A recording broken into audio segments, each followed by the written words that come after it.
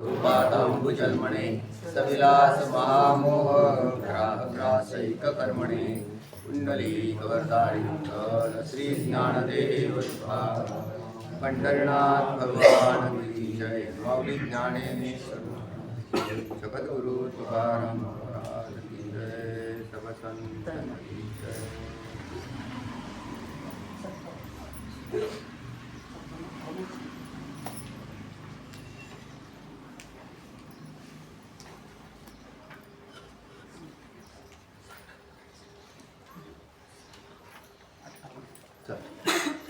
कोणते श्लोक झाले आपले? 58 59 सांगा, कोण सांगते 58वा?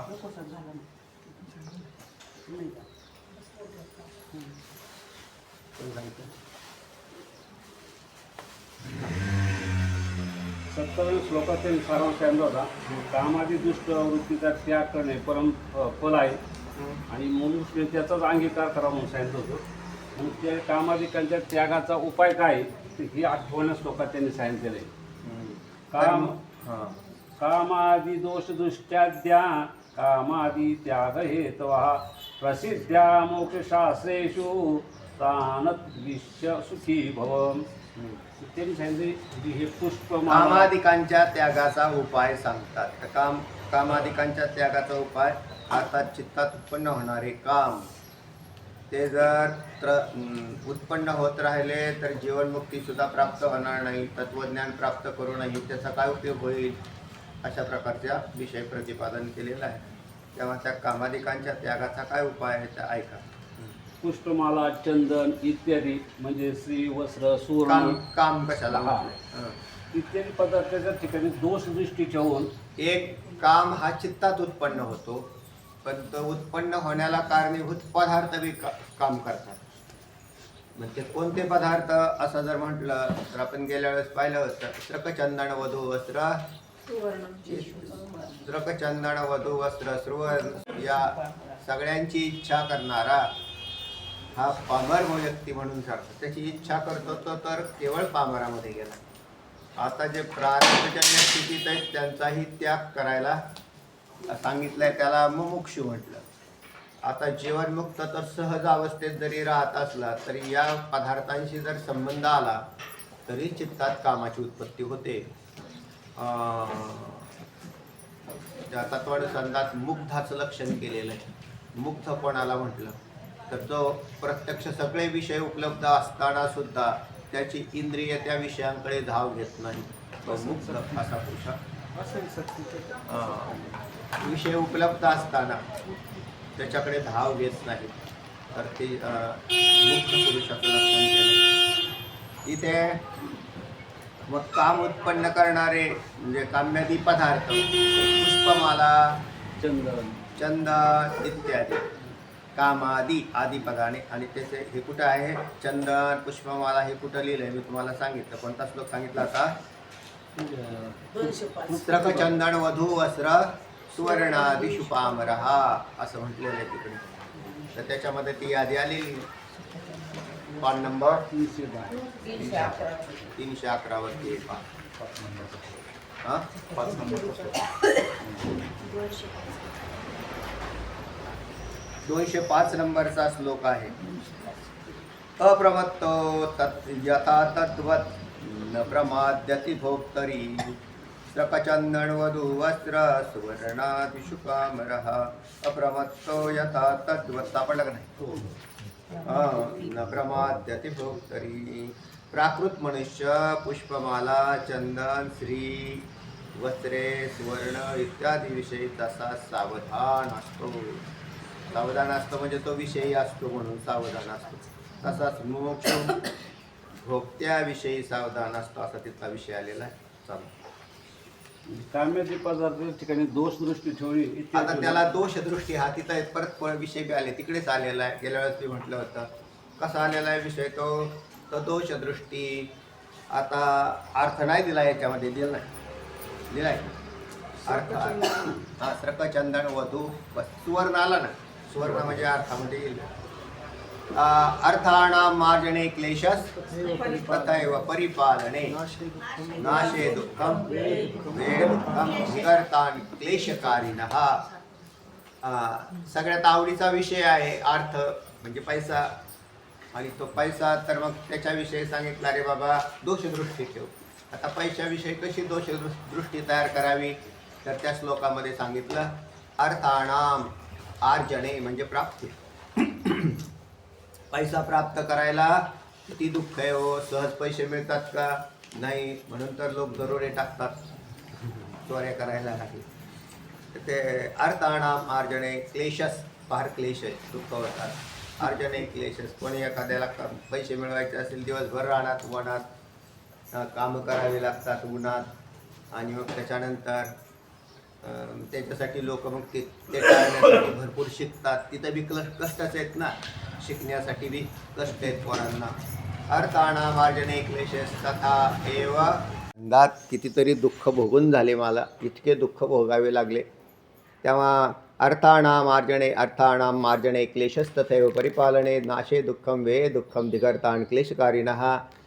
किंवा स्त्रीविषयी बोलताना पंचदशिकार म्हणतात आपात रमणीयेषु भोगेष्वम विचारवान नानुरज्वती किंत्वेतान वशदृष्ट्या जिहासती. हा श्लोक सांगितला होता. पुढे आलेले आहेत ना 288 पानावर आहे. त्याचप्रमाणे अजून एक तिथं श्लोक असेल कुठला मांसपांचालिकायास्तु यंत्रलोलिंग पंजरे स्नायवस्ती ग्रंथशालिन्या स्त्रिया किमीव शोभनम.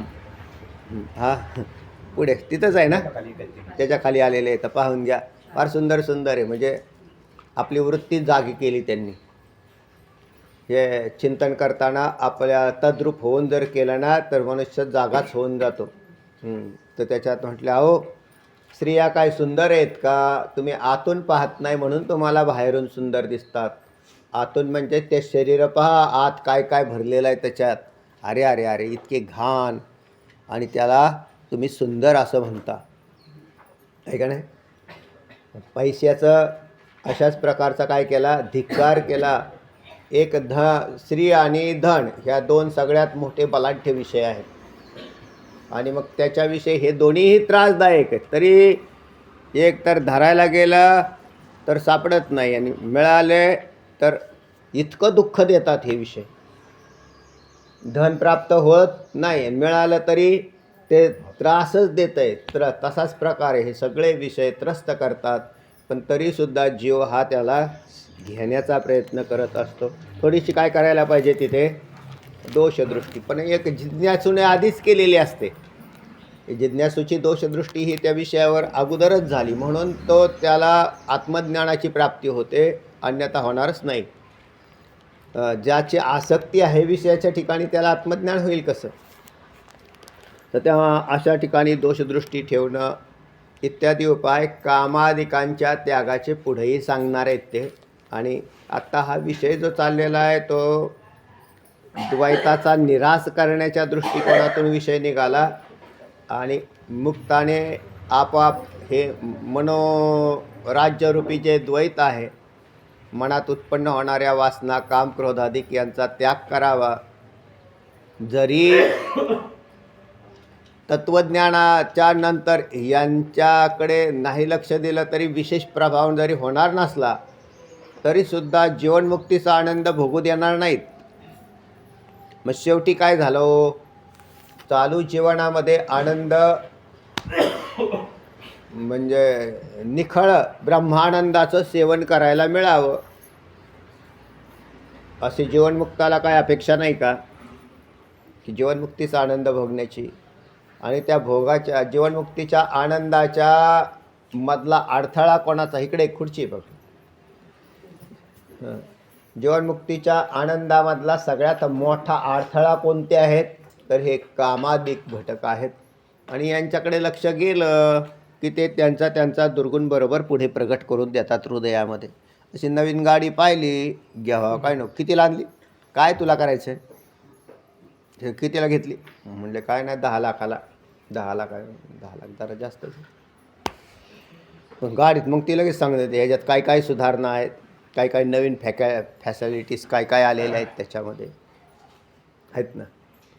तर अशा प्रकाराने तो विषय चालतो. चला, तर तेव्हा याला काय म्हटलेलं आहे का दोषदृष्टी तयार करायला सांगतायत. पुढे त्याचा उल्लेख मोक्षशास्त्रात असा प्रसिद्ध ऐकलेला आहे. हम्म, आणि त्यात विरोधाभासन सांगतात. हम्म. याच तो त्यांचा आश्रय करून सुखी हो हे त्यांनी याचं म्हणजे उपरोधक आपण जे म्हणतो हा. अशा पद्धतीने सांगितलेलं आहे. हां, आता कामण्याचे जे विषय काम्य आहेत ते अनेक प्रकारचे अनेक आहेत. आणि त्याचा सकृत दृष्टीने जरी आपल्याला सुख वाटत असलं हम्म. तरी त्याचा परिणामी हे दुःखच आहे.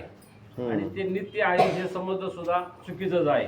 हम्म, आणि म्हणून इत्यादी गोष्टी शास्त्र आणि आचार्य यांच्याकडून समजून घ्यावं सांगतात. आणि मनामध्ये जर त्याचं विषयाचं स्मरण झालं तर त्याच्याविषयी समजून घेऊन त्याचं दोषाविषयी चिंतन करावं म्हणजे ते मनात राहणार नाहीत. हम्म. आणि त्याच्याकरता राजमार्ग म्हणून 3 उपाय त्यांनी सांगितलेले आहेत. बर. त्याच्यात त्यांनी सांगितले कोणत्याही थांबा. विषयात इत्यादी उपाय कामादिकांच्या त्यागाचे हेतू आहेत असे मोक्षशास्त्रात प्रसिद्ध आहे. यास्तव त्यांचा आश्रय करून सुखी हो.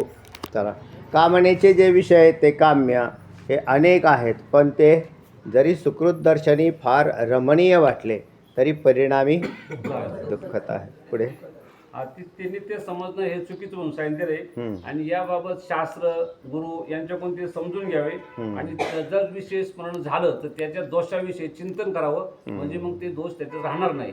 आणि हे दोष घालवण्याकरता त्यांनी 3 उपाय सांगितलेले आहेत. तर त्याचा कोणत्याही विषयाबद्दल दोषदृष्टी ठेवणं हा पहिला उपाय सांगितलेला आहे. त्याच्याविषयी मनात तिटकारा बाळगणं हा एक उपाय सांगितलेला आहे. आणि ते क्षणिक आहेत असे समजणं त्यांनी त्याचे ते उपायमध्ये सांगितले. चला, तर विषय दोषदर्शन रूप राजमान्य उपायांचे अवलंबन करून सुखी व्हावे. तस्मात विचारवानाने या विषय दोष दर्शनरूप राजमान्य उपाय कोणता आहे?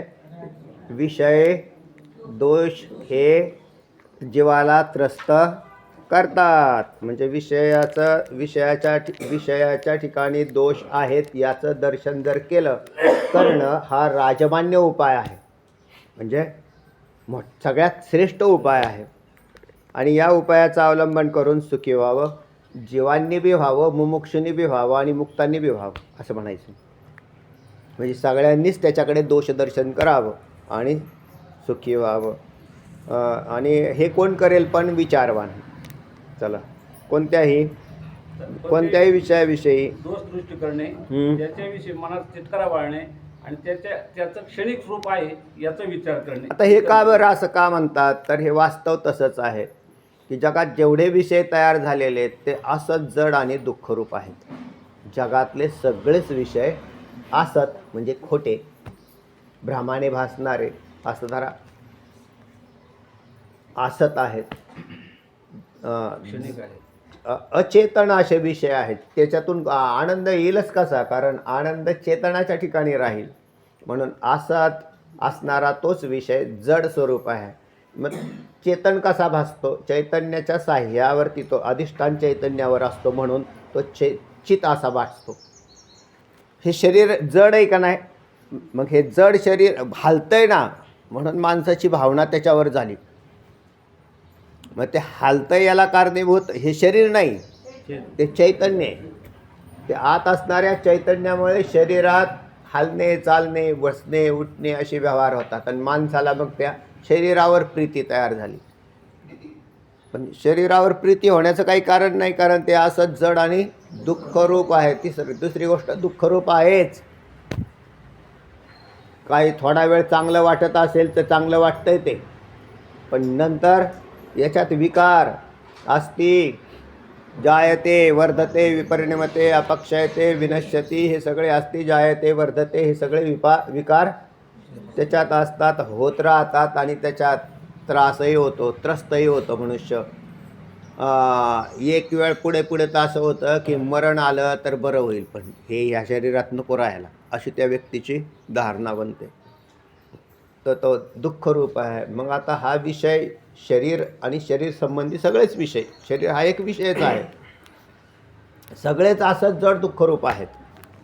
म्हणून विषयाविषयी दोषदृष्टी करणे, मनात तिटकारा बाळगणे, क्षणिक त्याचे. आणि ते विषय कसे आहेत? क्षणिकम, ते क्षणिक असे आहेत. उत्पन्न होतात, नाश पावतात. हे विषय त्यागाचे 3 उपाय आहेत. चला. बृहदोद्योग वशिष्ठात असे त्यांनी एक श्लोक दिलेला आहे. हां केश कज्जल धारिण्यो हां केशकज्जलधारिण्य दुःस्पर्शालोचनप्रिया. दुःस्तुत्याग्निशिखा करणार्यो दहन्ति तृणवन्नरम. त्याच्यात श्लोक दिलेला आहे. आणि मग त्याच्या खाली त्यांनी सांगितले कामाधिक जे याचा अर्थ सांगितला होता तुम्हाला गेल्या वेळेस. कंजल म्हणजे काजळ, केश म्हणजे केस, जे सुंदर केस काजळ वगैरे धारण करून ज्या सुंदर स्त्रिया काय करतात, दुःस्पर्शा लोचनप्रिया म्हणजे त्यांच्या कटाक्ष लोचनाच्या नेत्राच्या द्वारे त्याला काय करतात, त्याला काय करतात. हा सांगा. की सुंदर केस असणाऱ्या, डोळ्यांना आकर्षक वाटणाऱ्या पण सहजासहजी प्राप्त न होणाऱ्या स्त्रिया या पापरूपी अग्नीच्या ज्वाळेसारख्या असतात. त्या गवताच्या वनासारख्या असणाऱ्या म्हणजे मनाने कमजोर असणाऱ्या पुरुषाला जाळून टाकतात. बरोबर आहे. तर अशा प्रकारचा हा श्लोक आहे. त्या दहंती तृणवत नरम, नराचा कार्य करतात, वाटोळ करून टाकतात. आता त्याचं वाटोळ त्यांनी नाही केलं, पण हा कामाच्या द्वारे त्या ठिकाणी आकर्षित होतं. जशा मधमाशा मधाकडे जातात, फुलांकडे जातात, अगदी समांतर हा विषय प्राप्त होत राहतो. मग आता हे कामाचं स्वरूप बृहद योग वशिष्ठ म्हणजेच योग वशिष्ठ त्या ठिकाणी योग वशिष्ठ मुनींनी सांगितलेले. कामाधिक अनर्थावह असल्यामुळे त्याज्य आहेत. हे मग त्याज्य आहेत कोणाला आहेत? अहो सर्वांना आहेत, सर्वांना आहेत असं म्हणायचं. हे त्याज्य आहेत. तर जरी तुम्ही मुक्त झाले आणि जर तुम्ही त्यांना स्पर्श करायला गेले तर तुम्हाला काय त्रास देणार नाहीत का? ते देणारच ना. कारण अग्नीचा स्वभाव जसा चटका देणं आहे. मग तो बालक गेला काय, मुक्त गेला काय, बद्ध गेला काय, तो अग्नी जसा त्रस्तच करेल. बरं दुसरं आहे, आपण जीवनमुक्त पुरुष तत्ववेत्ता पुरुषसुद्धा एक शरीर धारण करून बसलेला आहे. विदेहमुक्तीत गेल्यानंतर तर कामाधिकांचा संबंधच राहत नाही. शरीराच्या संबंधाने कामाधिकांचा संबंध राहतो. तर तेव्हा त्यांना टाकून देणं चांगलं आहे. शंका केलेली आहे त्यांनी. कामाधिक हे अनर्थ असल्यामुळे त्या जे आहे हे खरे म्हणते. बरोबर आहे. पण नुसतं मनोराज्य करायला काय हरकत आहे अशी त्यांनी शंका केली. म्हणजे कामाचं मनात विचार करायला काय अडचण आहे? मनोराज्य या पदाचा अर्थ काय? कामाचं म्हणा, नका का पैसा नसाना पण डोक्यात ठेवायला काय अडचण आहे?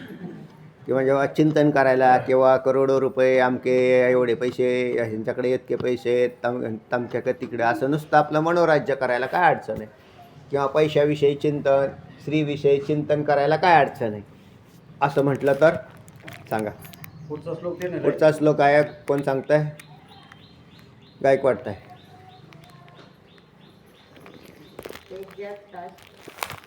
त्यज्यतामेष कामादिर्मनोराज्ये तु का क्षतिः अशेषदोषबीजत्वात् क्षतिर्भगवतं रिता.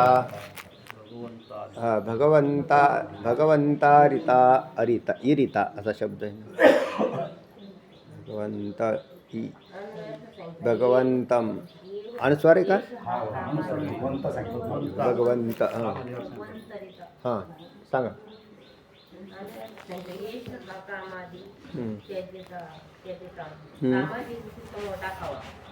मनोराज्य का क्षती ही असते. पण केवळ मनोराज्य करण्यास काय हा प्रत्यवाय आहे? प्रत्यवाय म्हणजे दोष. मनात विचार करायला काय अडचण आहे? वैयक्तिक नाही ते विषय घ्या धारण करायचे. एखाद्याची गाडी पाहून विचार करायला काय अडचण आहे? गाडी घ्यायची नाही आपल्याला, पण नुसता विचार करायला काय अडचण आहे? आपल्याला बंगला बांधायचा नाही पण बंगल्याचा विचार करायला काय अडचण आहे? असं त्याला काय म्हणतात? मनोराज्य म्हणतात. तर असं करायला काय अडचण आहे महाराज? चला. कल्पना नाही, हे खतरनाक काम आहे. जे चित्तात असतं तेच बाहेर प्रगट व्हायला लागतं. जे मन धावतं ना त्याच्या आधी त्याचा धांडोळा घेतला जातो. त्या विषयाचा आधी धांडोळा घेतला, मन तसं नाही जात ते. हां, आराखडा, त्या विषयाचे गुण दोष हे सगळं तयार होतं चित्तामध्ये. आणि मग त्यातले दोष, त्या दोषांचं परत क्षालन कसं केलं जातं, आणि ते सगळं मन सगळं करतं येते.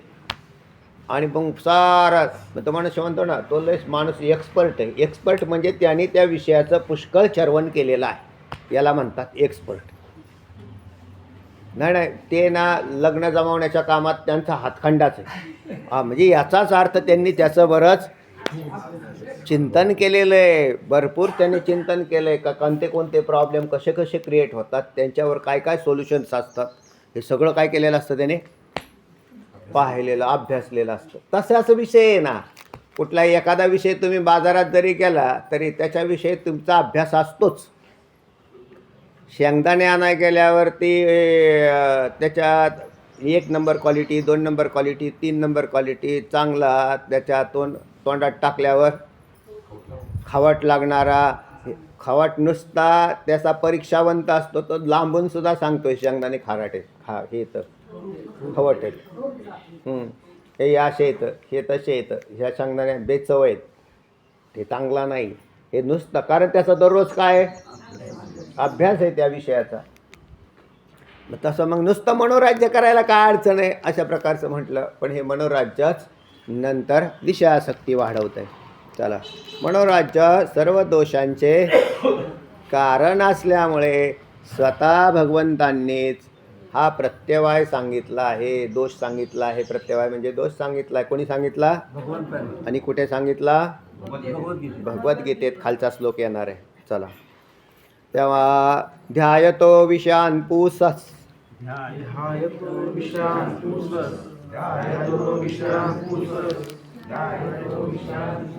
संगस्तेषुपजायते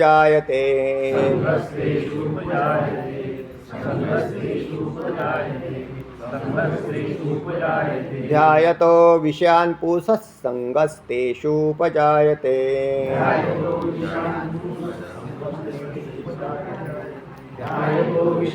पुंसः संगस्तेषुपजायते. ध्यायतो विषयान् पुंसः संगस्तेषुपजायते. संगात्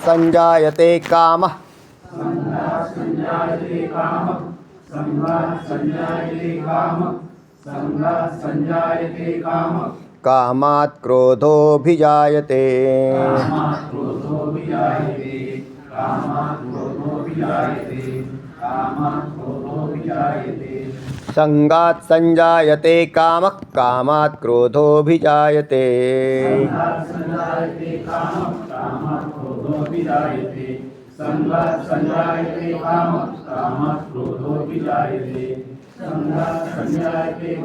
कामात् क्रोधोऽभिजायते. हरि ध्यायतो विषयान् पुंसः संगस्तेषुपजायते. संगात संजायते काम, अनुस्वार आहे का? सजायते झाले माझ्या ह्याच्यात, पण ते उच्चार मी बरोबर केला आहे. संगात संजायते काम कामात् क्रोधोऽभिजायते.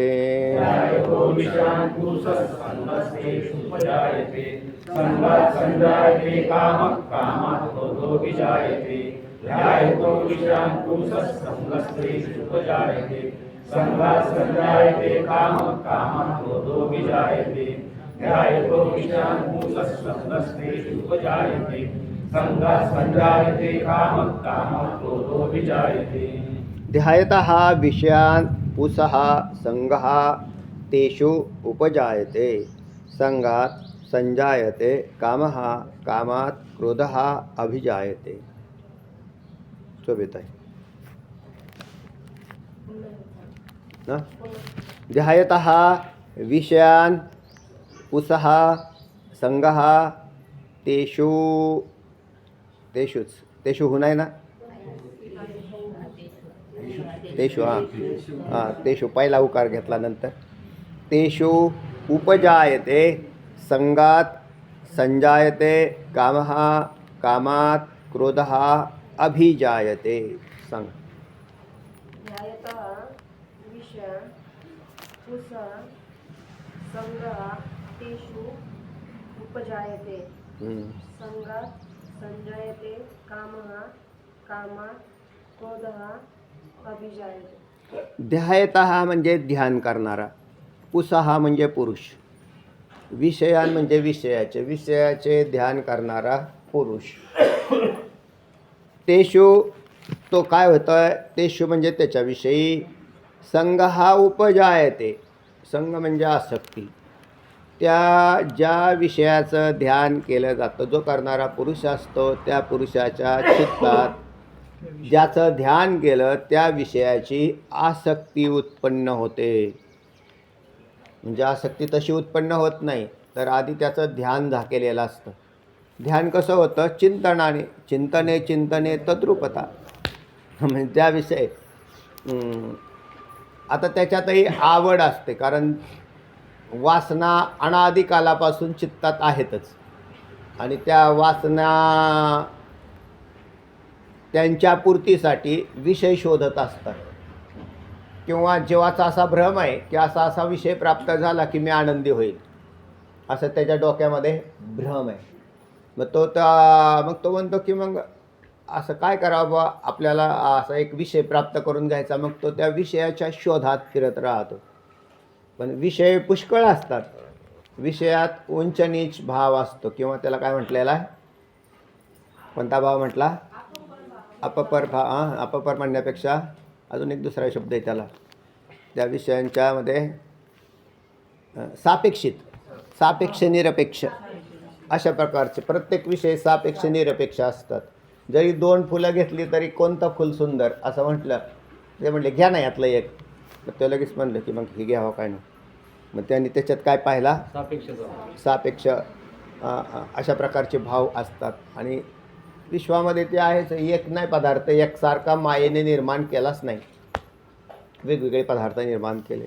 तर तो त्याचं चिंतन करायला लागतो.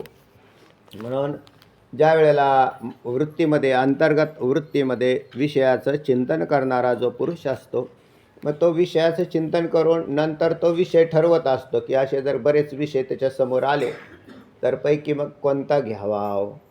मग कोणता घ्यावा, तर जो विषय आवडतो, काल म्हटलं किंवा परवा आपला विषय चालू होता ज्ञानेश्वरीतला, की आवड याविषयी काही बोलता येत नाही.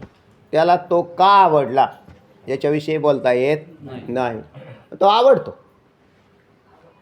त्याला आवडतं म्हणून तो लगेच त्याचा स्वीकार करायला, पण तो विषय तसा प्राप्त होत नाही. मग त्याच्यासाठी त्याला पुष्कळ परिश्रम करावे लागतात. मग त्याच्यासाठी मग त्याचं सारखं चिंतन डोक्यामध्ये, आणि तो चिंतनाने आसक्ती जन्म घेते. मग आसक्ती जन्म घेतली की तो त्या आसक्तीच्या पोटी त्या विषयाच्या प्राप्तीची धडपड करतो. संगात काम हा संजायते, विषयासक्तीपासून प्रबल तृष्णा तयार होते, चित्तामध्ये प्रबल तृष्णा तयार होते. नाही मी हे होईल, आपण तो प्राप्त करणारच, अशा प्रकारची. मग त्याच्यासाठी तो पहिल्यांदा विधी मार्गाचा आणि नंतर गैरमार्गाचा उपयोग करायला सुरुवात करतो. पहिल्यांदा तो पाहतो की जर सहज प्राप्त होण्यासारखा असला तर, सहज होत नसेल तर वेगळ्या मार्गाने, तसं होत नसेल तर म्हणजे विधीचे मार्ग संपल्यावर यज्ञ, साम, दंड, भेद या सगळ्या नीतीचा वापर करून तो विषय आपण मंत्री झालोच पाहिजे. मग मंत्री झालं पाहिजे तर म्हटले बा सरळ पहा आपलं कॅरेक्टर चांगलं आहे, आधी काय म्हणतात त्याला, बायोडाटा पाठवा. आधी फाईल तयार करा, फाईल तयार करून तो बायोडाटा असा एकदा ते म्हटले बा जमतं आहे का, जमत नसेल तर ते म्हणतं वा का हो, अहो काय सांगा, जगात अशी अवस्था वाईट आहे. आजची सांगतो बरं का, आपल्याकडे एक जण येत होते ते पूर्वी पाठाला, त्यांना प्राचार्य होण्याची इच्छा होती. कशाची, प्राचार्य होण्याची. आता ते गेले, म्हणजे वारले ते, पण आपल्याकडे पूर्वी पाठाला येत होते. तर ते सांगायला काय अडचण नाही, आपले ते हे साहेब, काय नाव त्यांचं, मेत्रे साहेब. हां, कुलगुरू व्हायचं होतं, प्राचार्य नाही, कुलगुरू व्हायचं होतं. हां, कुलगुरू व्हायचं होतं त्यांना, कृषी विद्यापीठाचे ते कुलगुरू व्हायचं होतं. आणि त्यांच्या बुद्धीमध्ये ती इच्छा होती. म्हटलं साहेब कशाला इच्छा करता, इच्छा पूर्ण होते असं नाही सांगता येत. झाली प्रारब्ध असेल तुमचं तर तुम्ही कुलगुरू व्हाल. ते पण म्हटले मला इच्छा आहे, म्हटले अशी अशी. बरं म्हटले मग काय करू महाराज? म्हटले आता महाराज माझ्याकडे तर काही उपाय नाही तेव्हा. माझ्याकडे मोक्षाचे उपाय आहेत, कुलगुरू करण्याचे काय उपाय नाही म्हटले, पण तुमच्या गाववाल्यांच्या हातात आहे म्हटले. पण तुमचं काय आहे का तिकडे? तर म्हटलं बा आपण कधी बोललो सुद्धा नाही त्यांच्याबरोबर, कारण आपला कधी संबंध बी नाही आला असा. पण बरं म्हटले मग तुम्हाला मी लिंक पाठवून देईल. त्या लिंकने तुम्ही जाऊ शकता, तुम्हाला जायचं तर. मग ते गेले, म्हणजे तिथपर्यंत पोचले पण म्हणजे त्यांच्या त्या PM पर्यंत. कारण ते तर बोलत नसतात लोक, मोठी लोक कधी व्यवहार करत नसतात. मग त्यांच्या त्या PAने त्यांनी ते सांगितलं, म्हटले बा या पदासाठी 5 कोटीची ऑफर आहे. किती? ते म्हटले आपलं सगळं विकलं तरी नाही जमलं. हे प्रामाणिक माणसाचं नाही, ह्याचं कुठं काय ताळमेळ आहे का? बरं, फाईल बायोडाटा पाहिला तर उत्कृष्ट, हे मी सांगतो बरं. उत्कृष्ट म्हणजे फार चांगलं सज्जन व्यक्ती होती. जी माणसं अभ्यासाला आली तर ती काय वाईट थोडीच होती तेव्हा, तर चांगलाच होते ते. पण मग त्यांनी प्रयोग करून पाहिला, पण ते नंतर मग म्हटले नाही हे आपल्याच्याने नाही जमायचं. आणि त्यांच्यापेक्षा कनिष्ठ व्यक्ती पैसे देऊन त्या ठिकाणी यज्ञ साम दंड भेद हे सगळे नीती त्या विषयाच्या प्राप्तीसाठी. आणि परत त्या विषय प्राप्त करणाऱ्याला बी ती इच्छा असते ना आपण काय व्हावं, तो त्या ठिकाणी आपल्याला आपली बढती व्हावी तिथे. पण नाही जमलं मग ते असं चला. ते एकंदरीत काय हो, तृष्णा मनात तृष्णा तयार होते ना, आपण ते विषय प्राप्त करा. तृष्णेपासून आणि नाहीच प्राप्त झाला, धिक्कार असो, क्रोध झाला, काय हो मग तो लगेच बोलायला लागला, उलटा सुलटा बोलायला लागला त्याच्याविषयी. काय ना ते काय ती वाईट आहे हो, वाईट. पण तुम्ही कशाला गेले होते मग? तुम्हाला त्याची प्राप्ती नाही झाल्यावर काय होतो? क्रोध. म्हणजे काम पूर्ण नाही झाला तर क्रोध, आणि काम पूर्ण झाला आणि मिळालंच समजा योगाने, आणि मग ते पदही प्राप्त झालं की लोभ. आता तिथे बसल्यावर हा माणूस पैसे गोळा करायचंच काम करेल ना, दुसरं काय करणार आहे? कारण ह्याने काय केलेलं आहे? पैसे टाकलेले आहेत, त्याच्यात पैसे टाकलेले आहेत म्हटल्यावर तो काय करेल? तो परत तिथं बसून तो गोळा करणार. आणि मग त्याच्यात त्यांनी काय मिळवलं? त्याच्यात तर काय मिळवलं नाही, काहीच नाही उपयोगाचं. नंतर तो लोभी, आणि लोभी झाल्यावरती लोभाचं बी काम असं आहे ना, तो पूर्ण होत नाही. किंवा 5 त्या पदावर गेले आणि 5 कोटीचं टाकलेले असतील त्याने, आणि नंतर 25 बी मिळवले, तरी तो म्हणेल अजून त्याच्यापेक्षा थोडंसं मोठं पद एखादं आलं की ते म्हणेल त्याच्या किमती येतं त्या पदांच्या, त्याच्यात तेवढे पैसे टाकू आपण आणखीन. म्हणजे तृष्णा वाढत गेली ना. काय करशी देवा विनाश, अवघी होईल निराश. तृष्णा वाढविसी बहुवस, कधी सुखास न पवसी. तुकोबराय म्हणतात, अरे हे काय कधी तुझ्या तृष्णेची तृप्ती होणार आहे? तृष्णा तृप्तच होत नाही, तिचंच नाव तृष्णा.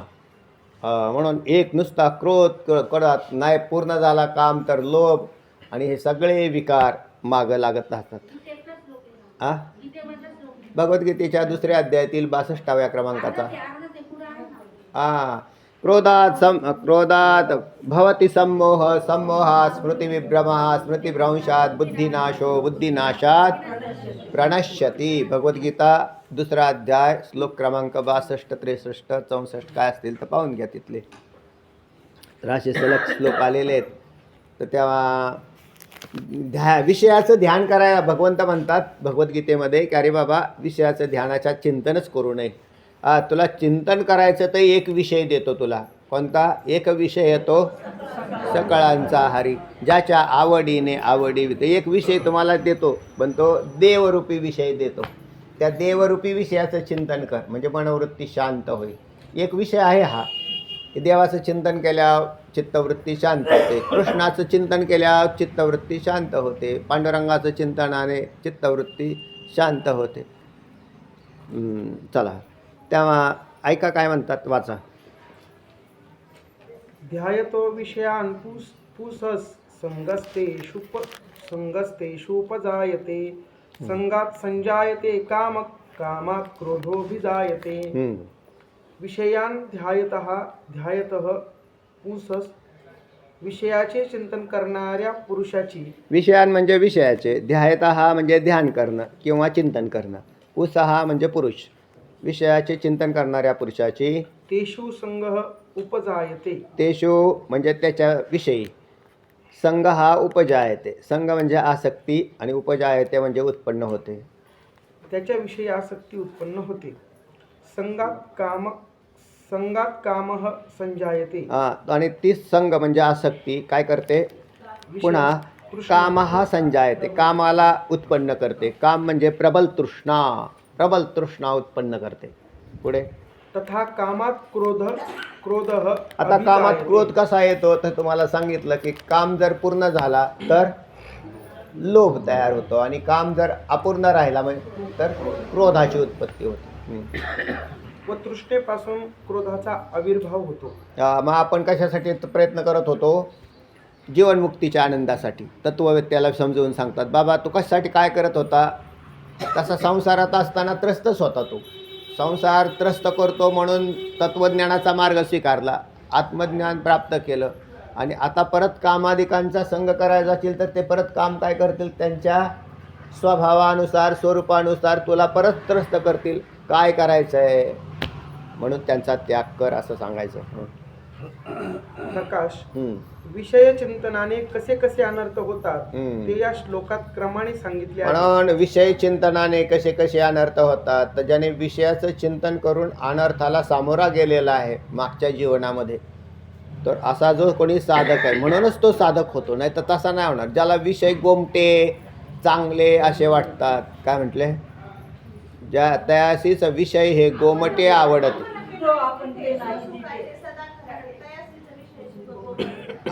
तयाशी विषय गोमटे आवड, जो आपण पे नाही दिठे तया स्वसुखाचे सदा खराटे, तयासीच विषय हे गोमटे आवडते. ज्याने स्वरूपाकडे पाहिलं नाही त्यालाच गोमटे विषय आवडतात. माऊली म्हणतात तसं विषय गोमटे तर असं नाही, त्याला ते गोमटे वाटतात आणि त्याला असं वाटतं की वा काय हो सुंदर आहे. चला पुढे. ज्या विषयाचे ध्यान करावे तद्रूप मन होते. जया चित्ती जैसे ध्यान ते तैसे होय त्याचे मन, आहे ना, जैसा भाव आहे. आणि मग हे बी आहे, जया चित्ती, ज्याच्या चित्तात जसं ध्यान असतं त्या पद्धतीने त्याचं मनही बनतं. ते एक प्रमाण आहे. विषयांचे करी ध्यान त्यास तो संग लागला. त्यास संग लागला. सांग म्हणजे त्याचा तो छंद लागतो त्याला. तर त्या जसं ध्यान करेल त्या पद्धतीचं मन तयार होतं त्याचं. ते तद्रूप झाल्याने अर्थात त्याला विषयासारखे रमणीय काहीच न भासून त्याच्याविषयी लालसा वाढते. त्याच्याविषयी लालसा वाटते. ते दोषाने ग्रस्त असतात पण दोषाकडे नजरच नसते. विषय हे दोषाने ग्रस्त असतातच पण आवड निर्माण झाल्यावर दोषावर पाणी पडतं. म्हणजे त्या पदार्थात काय दोष आहे हा तो पाहतच नाही, त्याला आंधळा म्हणतात. म्हणजे तो त्याच्यात आंधळा होऊन जातो. अरे तो विषय अति वाईट आहे पण वाईट असलेला तो म्हणतो वाईट नाही हो, फार चांगलं आहे, फार चांगला आहे. त्याच्याविषयी तो त्याच्या चित्तातल्या त्या लालचेने त्या विषयाचे दोषाचं दर्शन न करता त्यातल्या सुंदरतेकडे त्याची नजर असते. आता ती सुंदरता ह्याच्या मनानेच निर्माण केलेली असते. विषय लालसेने तद्विषयक कामना अनावर होते व प्राणी त्याच्या प्राप्तीविषयी प्रयत्न करू लागतो. विषय लालचेने तद्विषयक कामना अनावर होते. मग कामना अनावर झाल्यावर प्राणी त्याच्या प्राप्तीविषयी प्रयत्न करू लागतो. पण हे घडलं कशामुळं? मनोराज्य. त्याला म्हटलं अरे काय नको करू, मनोराज्यसुद्धा नको करू. तर ते म्हटले नाही मग महाराज मनोराज्य केलं म्हणून कुठं बिघडलं, विषयाचा नका का छंद घ्यायना. पण त्या विषयाचा छंद घ्यायला मनोराज्यच कारण आहे. चला. पण प्रयत्न करूनही जेव्हा त्याला अपयश येते हम्म. तेव्हा त्याच्या त्या स्थितीचे काय वर्णन करावे? प्रयत्न करूनही जेव्हा त्याला अपयश येते, अपयश यश हा प्रारब्धजन्य घटक असतो. मग आता उन्हाळ्याचं पाणी नाही, लोक बोर पाडतात आहे ना. ते पाणी मिळालं तर काम होईल, पाणी मिळालं तर काम होईल. बरं, ते बोर पाडायचं म्हणजे काय 4-2 रुपयाचं काम नाही. त्यात 5-50 हजार रुपये त्याला काय करावे लागतात, खर्च करावे लागतात. बरं, ज्या बोरला दिवस बोर चालत होते ते बोर बंद पडतात, कारण तेही प्रारब्धावर आधारित आहेत. दुसरा वर जातो. त्याच्या वर पुढं मुळावर कुठंतरी एखादा बोर झाला की त्याचं पाणी जातं. पण माणसं प्रयत्न करत राहतात, म्हणजे त्यांना त्याच्याविषयी काय असते, आस्था असते आणि लालसा असते. म्हणजे प्रयत्न करूनही जेव्हा त्याला अपयश येतं. मी आता आमच्याकडे तो पाणी टाकतो एक माणूस आहे रानामध्ये, तर 1000 रुपयाला टँकर देत होतो पाण्याचा. त्याला म्हटलं, ते टँकर म्हटलं तुम्हाला तर लय पाणी असेल कारण तुम्ही लोकांना पाणी विकताय ना. ते म्हटलं महाराज 20 बोर घेतलेत. माझं डोकंच बंद झालं. किती बोर मारले त्याने? म्हटलं किती बोर चालू आहे? म्हणजे 3. काय केलं त्याने? पैसा घातला म्हणजे त्याला पण त्या हे आहे का, काय म्हटलं इथं, काय म्हटलं होतं आत्ता,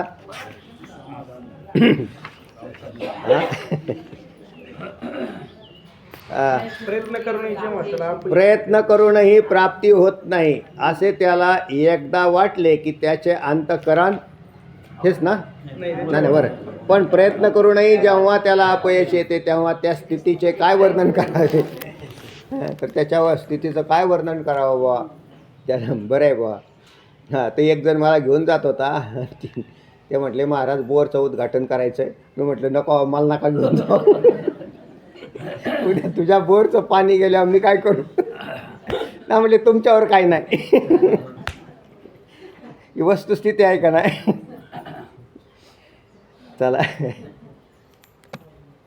इष्ट विषयाची हा. प्रयत्न करूनही प्राप्ती होत नाही हा. असे त्याला एकदा वाटले की त्याचे अंतःकरण संतप्त होऊन जाते हां, व काय करावे आणि काय न करावे याचेही त्याला भान राहत नाही. बरोबर आहे. काय करावं काय नाही करत, मग तो असा सैराट बनलेला असतो, बुद्धी त्याची काम नाही करत.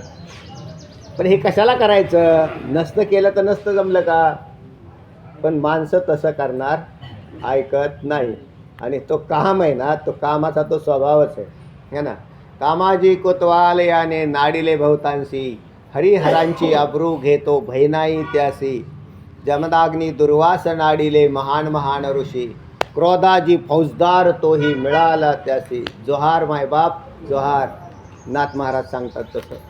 हां, या कामाने कोणाला नाडलेलं आहे असं म्हटलं तर हे मोठे मोठ्यांची यादी टाकलेली. जमदाग्नी, दुर्वास यांच्यासारखे तपश्चर्या करणारे ऋषी यांचं वाटोळं करून टाकलं. किंबहुना हरी हर यांची बी आबरू घ्यायला ह्याला लाज वाटत नाही. असा काम, आणि मग त्याला आपण सांभाळाय म्हणून कुठं बिघडलं का, खड्ड्यात गेले पार. म्हणून याच्या नादाला नको लागायला बाबा. आणि दुसरी गोष्ट, हे जगत कामावरच चालतं. हे जगत कशावर चाललेलं आहे, कामावर चाललेलं आहे. त्याच्या चित्तातलं काम आहे त्याला गप्प बसू देत नाही.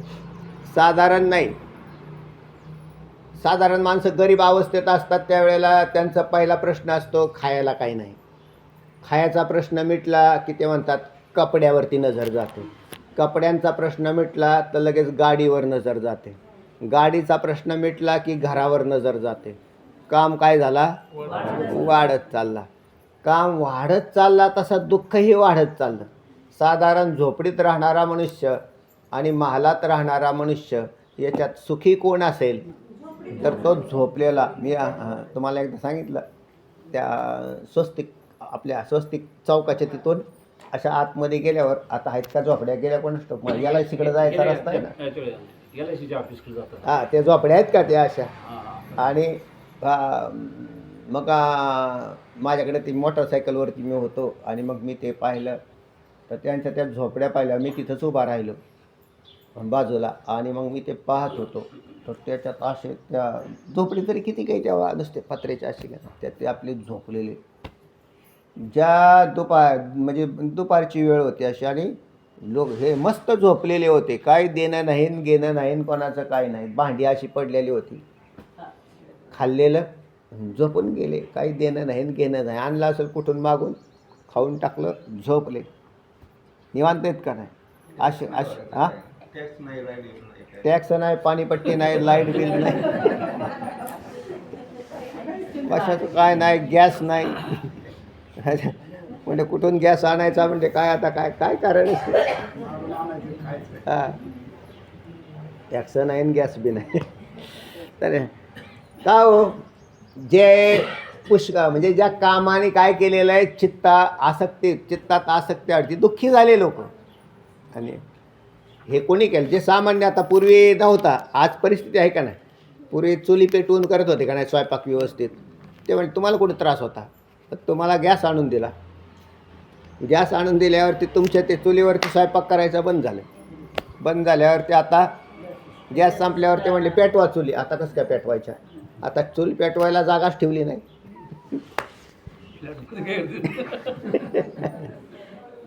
अवघड आहे का?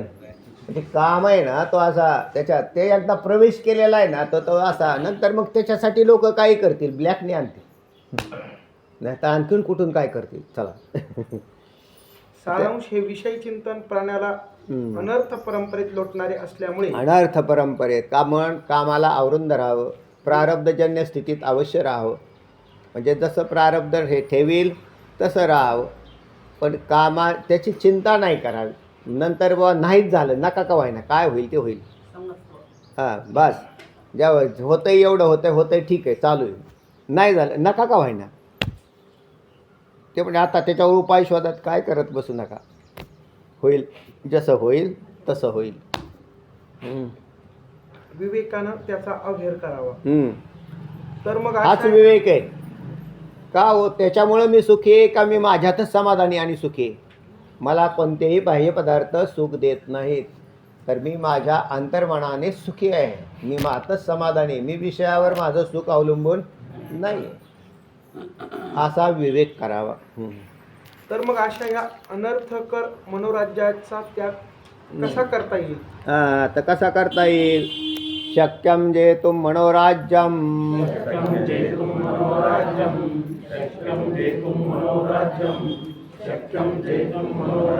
निर्विकल्प समाधितः शक्यं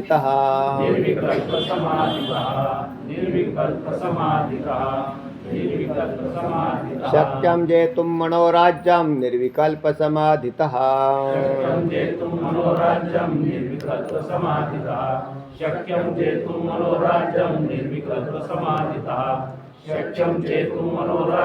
निर्विकल्प समाधितः सुसंपादक क्रमात् सोपी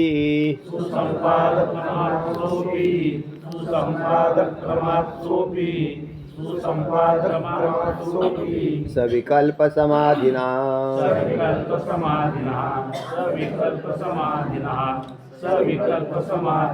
सुसंपादक क्रमात् सोपी सविकल्प समाधिना. संपादक असं आहे का तुमच्यात? नाही ना. सुसंपादक क्रमात् सोपी सविकल्प समाधिना.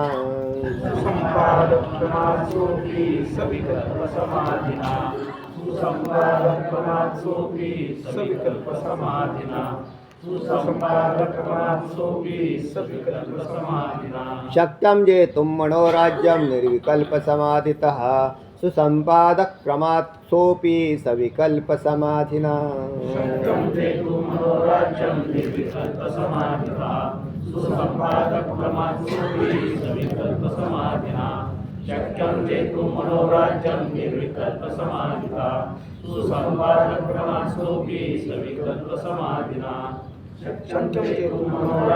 निर्विकल्प समाधितः सुसंपादक क्रमात् सोपी सविकल्प समाधिना. शक्यं जेतुं मनोराज्यं निर्विकल्प समाधितः आहे तसंच आहे. सुसंपादक क्रमात् सहा अपि सविकल्प समाधीना. 2-3 पदच्छेद आहेत. ऐका परत. शक्यम जेतुम मनोराज्यम निर्विकल्प समाधितः पदच्छेद नाही. सुसंपादः क्रमात सहा अपि सविकल्प समाधीना. सांगा चोब येत आहे आपल्या ह्या सोब लिहित आहे.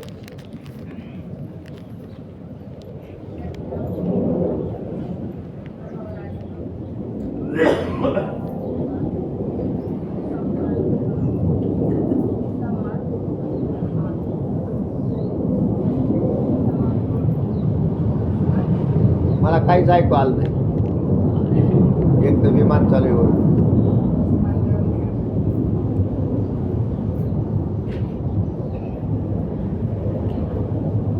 जोरात सांगा आता. हां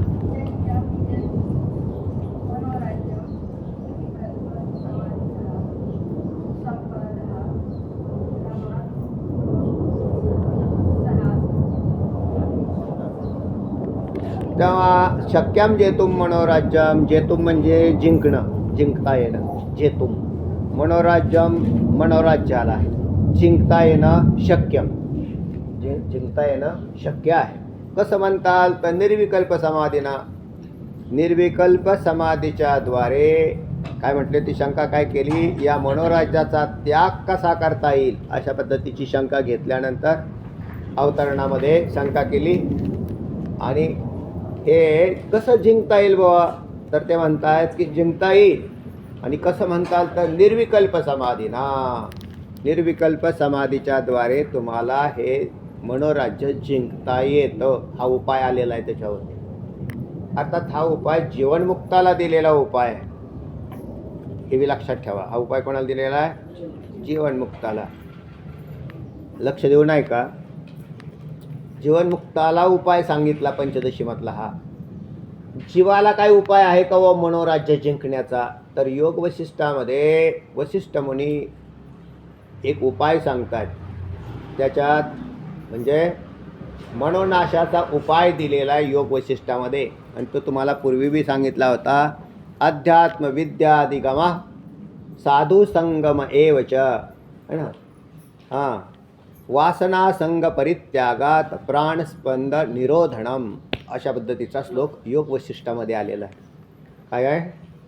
अध्यात्म विद्याधिगमा साधु संगम एवच वासना संग परित्याग प्राणस्पंद निरोधनम. लक्षात आला? हा बी योग वैशिष्ट्यात आलेला श्लोक आहे. तुम्हाला लिहून घ्यायचं असला लिहून घ्या. आणि अध्यात्मविद्याधिगम अध्यात्मविद्याधिगम अध्यात्मविद्याधिगम. गमला मला विसर्ग आहे, मच्या पुढं विसर्ग. पुढे साधू संगम. गवर अनुस्वार करा, नाहीतर मचं तंगडं तोडा. साधू संगम एवच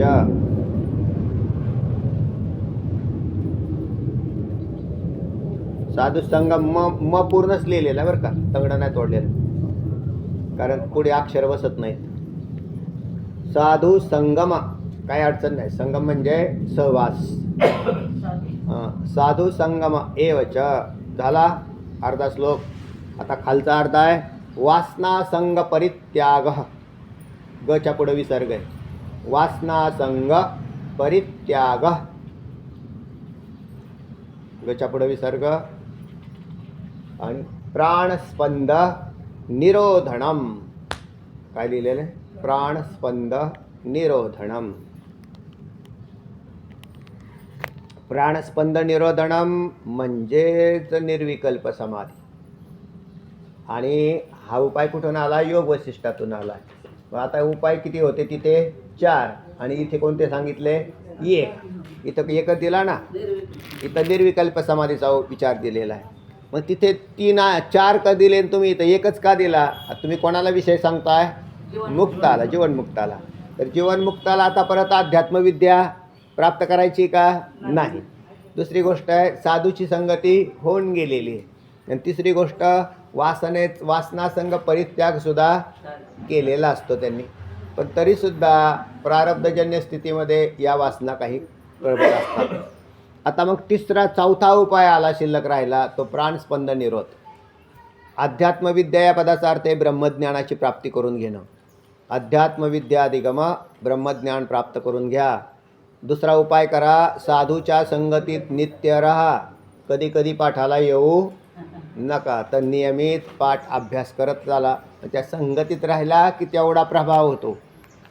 म्हणून साधू संग हा नित्य तुम्हाला जर सुखी व्हायचं आणि सुखी होतो, साधूच्या संगतीत गेले, चिंतन करत राहिले ज्ञानेश्वरीचं, भगवद्गीतेचं, आणि म्हणजे सुखीच नाही हो आम्ही, असं होणारच नाही. नसेल तर कुठेतरी दोष आहे तो. म्हणून साधूची संगती, सत्संगती म्हणा. आणि तिसरा उपाय दिला तो वासनासंग हा स्वतःच करायचा उपाय. आता साधूच्या संगतीत हा एक उपाय संगतीचा होतो. अगदी मनात तिकडे समजा संसारात काही वितुष्ट तयार झालेला असेल, भांडणं झाली, तंटे झाले, मन विचलित झालं, काही बी झालं, आणि संगतीत येऊन बसल्यावर बघा तुम्ही लगेच प्रभाव. तर लगेच तिथं घरी गेल्यावरती गुढीतच बोलायला लागतो. म्हणजे हा येताना भांडणं करून जरी आलेला असला तरी तिथं गेल्यावरती काय होईल, म्हणजे कमीत कमी ते जर ऐकत असेल तर, कारण त्याच्यावर जर प्रभाव असेल आणि जे सांगतात ते अंगी बाणत असेल तर काहीच अडचण नाही. कशाला भांडणं करायची हो, काय त्याच्या वाचून पडले, काय कोणी एका तर काय भांडणं कशावरून होतात, प्रतिष्ठेवरून होतात. मी श्रेष्ठ का तू श्रेष्ठ, माझं खरं का तुझं खरं, भांडणाचे मुद्दे आहेत का नाही. ते म्हणायचे बा तुझंच खरं आहे, आपलं काय खरं. हे सगळ्यात श्रेष्ठ उपाय आहे. त्याच्यात भांडणं करत बसायचे नाही, नाही तर भांडणं करत बसणारा मनुष्य कधीच सुखी नसतो. हां, कोणत्याच मुद्द्यावरून नाही करायचे. जे होईल ते पाहावे. तुका म्हणे उगे राहा, जे होईल ते पहा. कारण सगळीच माणसं तुमच्या मनासारखी वागतात का, नाही. तुमच्या मनासारखे सगळ्यांनी वागावं अशी तुमची अपेक्षा असते. नाही अपेक्षा असते त्याला, म्हणजे मग दुःखाला मूळ कारण ते अपेक्षा मनामध्ये की मी सांगतो ना तसं वागायला पाहिजे. कोण वागेल तुमच्या म्हणण्याप्रमाणे. आपल्या घरातले सुद्धा ऐकत नाहीत, बाहेरचे तर नाहीच नाही, आणि जगत बिलकुलच नाही. कोणीच काय करत नाही. म्हणजे करत असतील तर तथास्तु, जे करतात ते तिथं तथास्तु म्हणायचं. आणि काय करायचं, विषय वाढवायचा नाही, तर तुम्ही समाधानी राहा. पण तिथून हे म्हणजे हे ज्ञान प्रगट झालं मग काहीच अडचण नाही. ते म्हणजे का हो, पहिले तुम्ही लय भांडणं करत होते, आता का करत नाही, करून उपयोगच नाही. हां, कशासाठी भांडणं, कशासाठी करायचं, काय करायचं नाही. ते म्हणजे मग नाही केल्यावर ती वाटोळं होईल. वाटोळं झालं तर पेटाना का पेटलं, तर तिकडं फार पेटून बी गेलं आणि जाळ बी झाला तरी काय अडचण नाही. तथाच म्हणजे तुम्ही आरामात राहाल. अहो ते म्हटले आग लागली पार तिकडे, सगळं का जळून जायना, काही देणं घेणं. तर त्याला काय करावं लागेल, तुम्हाला वृत्ती बांधावी लागेल ती अशा प्रकारची. आणि वृत्ती बांधल्यावर काय होत नाही. पहिली गोष्ट डोक्यातला हा भ्रमच काढून टाका, काय होईल काय होत नाही. जे होणार आहे ते होणार आहे. ते तुम्ही टाळू शकत नाही, मी टाळू शकत नाही, कोणीच टाळू शकत नाही. तेच तसंच का होतं यालाही कारणीभूत प्रारब्धच असतं. ते म्हणजे नाही ना असं नका करू, एखादी गोष्ट तुम्हाला नाही आवडली, ते म्हणजे हे करू नका, तुम्ही कोण सांगणार करू नका, ते तर होणार आहे. मग त्यातनं बाहेर कसे पडणार, काही नाही. जे होईल ते पाहावे. आणि काय आपल्या त्याच्याशी काही संबंध नाही असं राहावं. आसक्ती तयार करू नये. चला, काय विषय आपला, वासना संग परित्याग हा तर केला पाहिजे तो. आणि त्याचा नियंत्रण स्वतःच करावं. आणि चौथा उपाय जो आला आहे प्राणस्पंद निरोधन, म्हणजेच निर्विकल्प समाधी. प्राणांचा काय करायचा, प्राण निरोध हा योग हा असं म्हटलंय ना. चित्तवृत्ती निरोध हा योग हा. प्राणस्पंद प्राणांना सुद्धा प्राणायामाचा विचार आलेला आहे त्याच्यात, प्राणस्पंदामध्ये सुद्धा. त्याच्यात त्या प्राणायामाच्या द्वारे मनाचं काय केलं जातं, नियंत्रण केलं जातं. प्राणनिरोधन मनोजय हठयोग. हां बरोबर आहे. तर त्याच्यात याला प्राणस्पंद निरोध, मनोजय वासना तोडून केली बिमोडी वासुदेवामध्ये म्हटलं. प्राणस्पंद निरोधन म्हणजे प्राणस्पंद म्हणजे प्राणांचं नियमन करणं, आणि ते योगाच्या स्थितीमध्येच आहे. प्राणायाम करतात, पण प्राणायाम ही एक तात्पुरती स्थिती आहे. पण प्राणायाम केले म्हणजे त्याच्या मनावर नियंत्रण आलं असं नाही होणार ते, कारण प्राणांच्या क्रियेवरून नियंत्रण आणून मनावर आणायचं तात्पुरतं. त्या एखाद्या विषयाचा ध्यान करायचं आहे तर तिकडचं दुर्लक्ष करायचं असेल तर प्राणांच्यावर लक्ष केंद्रित केलं तरी तिकडे आपोआपच मनोराज्यावरती काय पडेल, मग आपला मूळ विषय काय आहे इथला मनोराज्यावर पाणी पडेल असं म्हणायचं आहे. पण प्राणस्पंद हा निरोध असं करता करता जर इथला उपाय दिलेला आहे त्यांनी की निर्विकल्प समाधी जर साधली तर निर्विकल्प समाधीत म्हणजे चित्ताच्या वृत्तीला कुठलाच विकल्प न देता यम नियम आसन प्राणायाम प्रत्याहार धारणा ध्यान समाधीमधली निर्विकल्प समाधी. आणि खाली प्राणस्पंद निरोधन म्हणजे निर्विकल्प समाधी नाही, प्राणस्पंद निरोधन याचा अर्थ निर्विकल्प समाधीची स्टेप आहे एक. जसं तिथं काय म्हटलं आहे, यम नियम आसन प्राणायाम, प्राणायाम ही एक स्टेप आहे का नाही. मग ही एक स्टेप आहे. त्याला निर्विकल्प समाधीकडे जा असं म्हणण्यापेक्षा प्राणायाम आदी करून तो काय करेल, मनोराज्यावरती नियंत्रण कर. सविकल्प समाधीमध्ये धरायचं का? म्हणजे यम नियमासन हे सविकल्पमध्ये आले खाली आले. ते काय म्हणतायत की निर्विकल्प समाधीला पोहोचायचं असेल तर तुम्हाला काय करावं लागेल, सविकल्प करावी लागेल. मग सविकल्प, तर सविकल्पातही पोहोचायचं असेल तर यम नियम आसन प्राणायाम प्रत्याहार करावा, धारणा करावी लागेल. नंतर तिथंही पोहोचायचं असेल तर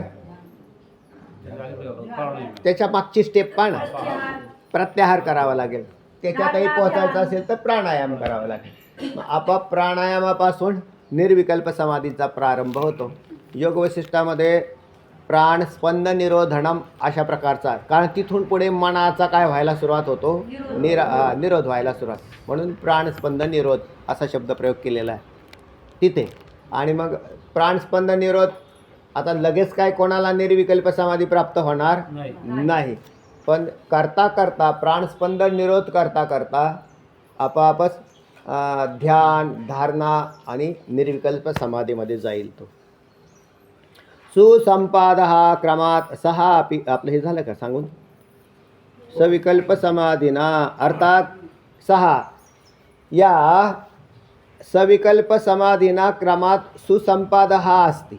क्रमात म्हणजे आपोआपच एक एक क्रमाच्या द्वारे लिहिलं की तिथं त्यांनी, क्रमाने प्राप्त होईल. कशी म्हणताल तर निर्विकल्प समाधी ही सविकल्प समाधीच्या द्वाराने प्राप्त होईल. म्हणजे अगोदर तुला काय करावं लागेल, समाधी करावं लागेल. पण तिथं आणखीन एक शंका आहे, सविकल्प बी जमत नसेल तर ध्यान कर, ध्यान जमत नसेल धारणा कर, धारणा जमत नसेल तर ध्यान कर, ध्यान जमत नसेल तर प्रत्याहार कर, नसेल तर प्राणायाम कर. अशा प्रकारे टप्प्याटप्प्याने खाली आले क्रमाने शब्द आला ना. हां चला. शक्यम जेतुम मनोराज्यम निर्विकल्प समाधितः सुसंपाद क्रमात् सोपी सविकल्प समाधिना इदम मनोराज्यम निर्विकल्प समाधितः जेतुम शक्यम. हे मनोराज्य निर्विकल्प समाधीच्या योगानं जिंकता येते. बरोबर. सहा अपि सविकल्प समाधीना क्रमात सुसंपादः अस्ति. व या निर्विकल्प समाधीचे सुद्धा सविकल्प समाधीच्या योगाने क्रमाक्रमाने संपादन करता येईल. म्हणजे सविकल्प आणि त्याच्या पुढे आपण क्रम लावू शकतो. यम नियम आसन प्राणायाम अष्टांग योगाची साधना आहे आणि त्याच्यात मग सुरुवात मात्र प्राणापासून होते. म्हणून प्राणस्पंद निरोध हे पद उपलक्षण धरायचं कशाचं, निर्विकल्प समाधीचं. हे मनोराज्य जरी इतके भयंकर असले तरी त्याचा निर्विकल्प नावाच्या त्रिपुटी शून्य समाधीने निरोध होतो. तर निर्विकल्प समाधीत त्रिपुटी शून्य अवस्था असते. त्रिपुटी म्हणजे ध्याता ध्यान आणि ध्येय विरहित अवस्था. आणि तिथे मग कसं काय मनोराज्य होईल तर होत नाही. तिथं ध्याता ध्यान आणि ध्येय रहित अशा अवस्थेमध्ये आणि ह्याच्यात राहायचं असेल पहा, आपण तसे बी सुखी राहू शकतो. विषय हा सुख देत नाही हे म्हणजे मुख्य सिद्धांतच आहे, तो मुख्य वाक्यच आहे. विषय सुख देत नाही. अनुभव तुम्हाला सांगितलेला आहे झोपेतला. सुषुप्तीमध्ये तुम्ही जास्त सुखी आहे का जागृतीत सुखी आहे? सुषुप्तीत. सुषुप्तीत विषय आहे का? नाही. म्हणजेच विषय सुखाला कारण नाहीत. मग विषय सुखाला कारण नाहीत तर मग जागृतीमध्ये आम्ही काय करायचं? सगळे विषय तर समोर घोळत राहतात. ते म्हणले त्यांचं चिंतन करू नका. मग तुम्हाला जर जागृतीतही सुखाची अपेक्षा असेल तर मग सविकल्प समाधी साधा. सविकल्प जमत नसेल तर ध्यान धारणा करा. ध्यान करणारा पुरुष हा श्रेष्ठ मानलेला आहे.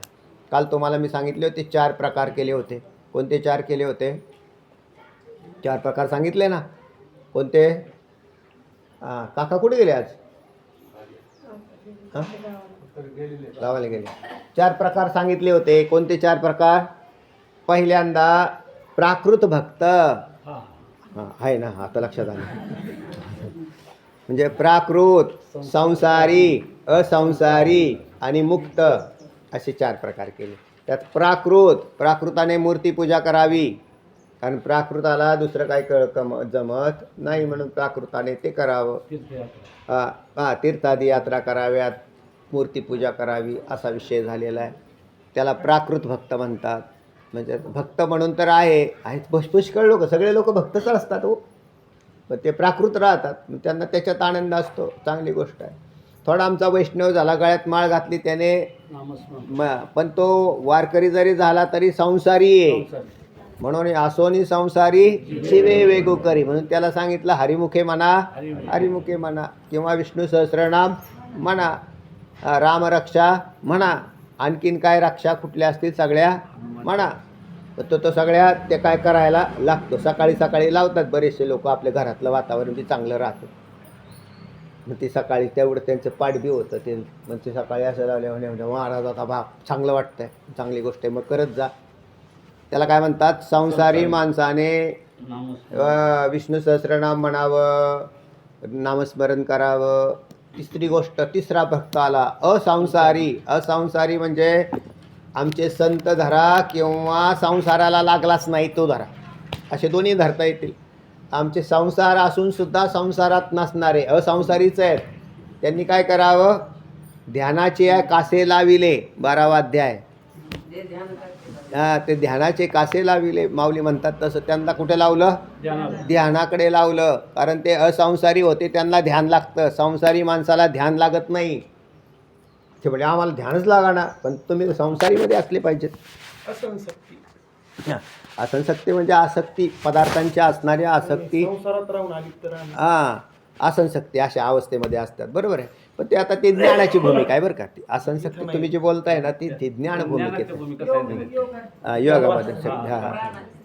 आणि साधारण तुम्ही संसारिक असाना, नका का ब्रह्मवेत्ते असाना, पण असंशक्ती नको का ठेवायला. असंशक्ती म्हणजे कशी? इथली असंशक्ती शब्दाचा अर्थ वेगळा केला मी आता, किंवा आसक्तीरहित असं राहतो. म्हणून संसाराची आसक्ती नसणाऱ्या पुरुषाला ध्यान लागतं. आणि संसाराची आसक्ती म्हणजे विषयासक्ती असणाऱ्या पुरुषाला विषयाचं ध्यान लागतं. ध्यानच लागतं, पण कशाचं? विषयाचं ध्यान लागतं. म्हणजे एकाला विषयाचं ध्यान लागतं, आणि मग त्याला इकडचं जे ध्यान आहे स्वरूपाचं सांगायचं. स्वरूपाचं म्हणजे कोणतं? अहंग्र ध्यान. ध्यानामधला विषय दिला ना तुम्हाला. देहानुसार ध्यान, अहंग्र ध्यान, प्रतीक ध्यान. पहिल्यांदा प्रतीक ध्यान दिलं. नंतर देहानुसार ध्यान. पांडुरंगाचं तर पांडुरंगाचं करावं, साकार स्वरूपाचं का आहे ना. असं साकार स्वरूप आहे. विटेवरती उभा आहे, कटेवरती हात आहे, तुळशी माळ गळा आहे ना. अशा प्रकारचा सुंदर मुखडा, सुंदर मुख साजिरे, कुंडले मनोहर गोमटी. ओ मत्स्याकार काय आहेत? कुंडल आहेत. अशा पद्धतीचं ध्यान करत बसले. असं कृष्णाचं केलं, रामाचं केलं, आवडत्या देवाचं. पण ते ध्यान लागल्यावर तदाकार वृत्ती धारण करून राहणं. कारण ध्यानाच्या नंतर धारणा. ध्यान लागलं पण सेकंदाचं. मग ते सेकंदात म्हणले लगेच इकडे लगेच डोळे उघडले. सेकंदाचं नाही. मग तुम्हाला त्याचे टिकून राहतं का? किती वेळ टिकलं? मग त्याला धारणा. त्या असे धारणेचा अभ्यास केला. ते म्हणले हे याच्यात तुम्ही तर रामनाम म्हणत नाही, रामनाम नाही म्हटलं तरी चालेल तिथे, कारण पुढे जाऊन नामाचाही लय केला, आकाराचा नामात केला, नामाचा ध्यानात केला, ध्यानाचा निर्विकल्पात केला, आणि मग कुठलाही विकल्परहित अवस्था ही आत्मस्वरूपाच्या ठिकाणी केंद्रित होते. तर अशा पद्धतीने टप्प्याटप्प्याने वर नेलेलं आहे त्या साधकाला. चला, प्राकृत, संसारी, असंसारी आणि शेवट आणि शेवट मग अनन्य असं म्हटलेलं आहे. चौथा गट आहे तो मुक्तांचा किंवा अनन्य म्हणा. आणि तो अनन्य या चौथ्या गटात प्रेम सांगितलं किंवा ज्ञान सांगितलेलं आहे. चौथ्या गटात प्रेम किंवा ज्ञान. हो, प्रेम बी आहे ना. प्रेम फार सर्वश्रेष्ठ आहे, पण ते प्रेम होतच नाही हो आपल्याकडून. प्रेम म्हणजे एक होणं आणि ज्ञान म्हणजे एकच होणं आहे. दोन्ही एकच आहे. प्रेमाने एक व्हा, नाहीतर ज्ञानाने एक व्हा. पण मी तुम्हाला काल थोडासा भेद केला होता. कोणता? ऐका लक्षात. प्रेमाने वैकुंठादी लोकाच्या प्राप्त्या होतात आणि ज्ञानाने स्वरूपाची सायुज्य मोक्ष प्राप्त होतो. चला, त्यामुळे आता ह्याच्यामध्ये कुठेतरी आपण बसलो पाहिजे. मग कुठे बसण्यासाठी आपल्याला अविरत इकडचीच वृत्ती धारण करून बसायचं. जर संसाराचं डोक्यात छंद घेतलेला असेल तर हा कसा काय डोक्यात राहील विषय? हा डोक्यात विषयसुद्धा नाही राहायचा. ते म्हणते इथं आल्यावर आठवते, तीच तिकडे गेल्यावर सगळं सपाट होतं आहे. तिकडचा विषय, तिकडचा छंद घेतलेला असेल तर बुद्धीने, कारण बुद्धीचा स्वभाव असा आहे ना, त्याला छंद जिकडे घेतो ना की तिकडे तिला आवडतो विषय. हां, मग तर तिकडे विषय आवडला की ते लगेच तदाकार होऊन राहतात. आणि तदाकारण चटके बसले की चला पाठाला. ते म्हणलं असं लय तिकडे जायला लक्ष द्यावं तर जमतंय थोडंफार, पण तिकडे तर लयच लक्ष दिलं मग चटकाच बसला. मग चटका बसला की म्हणले आता काय करायचं? म्हणले आता काय दुसरा उपाय नाही. चला, अनुताप वा. ऐक, वाचा. कारण मन हेही एक ज्ञान साधनच असल्यामुळे साध्य साधन शून्य अशा त्या समाधीत त्याचा लय होणे साहजिकच आहे. बरोबर आहे. हे ज्ञानाचं साधन आहे. मन हे ज्ञानाचं साधन आहे. बरं, मन थाऱ्या मन एव मनुष्याणाम कारणम बंध मोक्षयो हो बंधाय विषयासक्ता मुक्ताय निर्विषयम मनः. पण ही निर्विकल्प समाधी तरी कशी प्राप्त होणार असे कोणी विचारतील, म्हणून स्वामी सांगतात की ही दुसरी केवळ ध्यानादी त्रिपुटीने युक्त असलेली समाधी सुद्धा यम, नियम, आसन इत्यादी क्रमाने सहज सिद्ध होते. बरोबर आहे. ही सुद्धा क्रमाने गेला तर सिद्ध. प्रयत्न करणाराला सिद्ध होते, प्रयत्न न करणाराला नाही, आणि वाचन करणारालाही नाही. वाचन करणं वेगळं आणि साधना करणं वेगळं आहे. तुम्ही वाचन करताय म्हणजे मग वाचन करणं झालं ना आमचं, वाचून झालं. वाचन नाही, साधना ही प्रत्यक्ष त्याच्या अंगी उतरावी लागते. आता याच्यातली ही साधना यम, नियम, आसन, प्रत्याहार, अष्टांग योगाची सगळी माहिती पाठ केली. माहिती पाठ करणं वेगळं आणि प्रत्यक्ष अनुभव घेणं वेगळं असं आहे. म्हणून अनुभव घेत चला. अनुभव घे गुरुच्या मुला. काय अण्णा म्हणायचे? हां, कसे बोटाने दाखवू तुला, अनुभव घे गुरुच्या मुला. हां, कशातलं वाक्य मला नाही माहिती, ते म्हणायचे. आहे का? वाचला का तुम्ही? हां, चला.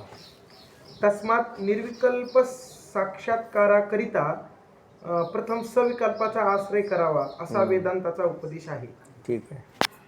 अहो, पण अष्टांग योगाचा अभ्यास करणाऱ्या पुरुषाला हा उपाय साध्य आहे. योग अभ्यास न करणाऱ्याला मनोराज्य कसे जिंकता येईल? हां, तर हे आता परत सांगतील मनोराज्य कसं जिंकता येईल, तर पुढच्या वेळेस पाहू. कुंडली करदा विठ्ठल श्री ज्ञानदेव तुकाराम.